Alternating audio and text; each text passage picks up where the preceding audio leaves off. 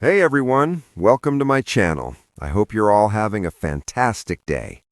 The studio lights were warmer than usual that morning, casting a soft glow over the familiar set where laughter had lived for years. The audience filed in with their usual excitement, expecting jokes, playful banter, and the comforting rhythm of a show that felt like home. No one noticed the slight tremble in Ripa's hands as she adjusted her cue cards. No one yet understood that this day would be different. Mark Consuelos sat beside her, calm and steady the way he always was. He smiled at the crowd, but his eyes lingered on Kelly a moment longer than usual, as if trying to memorize something fragile and fleeting. When the cameras rolled, the applause erupted, loud, loyal, and full of love. Kelly beamed, but her smile wavered just for a second. Halfway through the show, Kelly took a breath that didn't quite reach her lungs. "Before we go any further," she said, her voice bright but trembling at the edges, "there's something we need to talk about." The room shifted. Even the cameras seemed to lean in. Mark turned toward her, his expression gentle, encouraging. Kelly looked at him, then back at the audience, and suddenly the practiced ease she was famous for slipped away. Her eyes shone, unscripted and honest.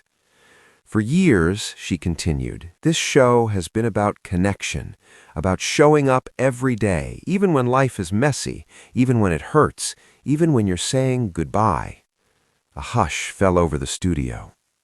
She reached for Mark's hand, and that's when the tears came. Not dramatic, not staged, just real, the kind that catch you by surprise and refuse to be ignored. "This isn't easy," Kelly said, laughing through tears, "because when you work with someone you love and trust, when they become part of your everyday heartbeat, letting go feels impossible." Mark squeezed her hand. He didn't interrupt. He knew this moment belonged to her. Kelly spoke of mornings filled with laughter before the cameras turned on, of whispered encouragement during commercial breaks, of shared glances that said more than words ever could. She spoke of growth, of courage, and of how endings don't always mean loss. Sometimes they mean change. "This is a farewell," she said softly, "but not the kind that erases what we've had." The audience was silent now, many wiping their own eyes. Mark finally spoke, his voice steady but thick with emotion.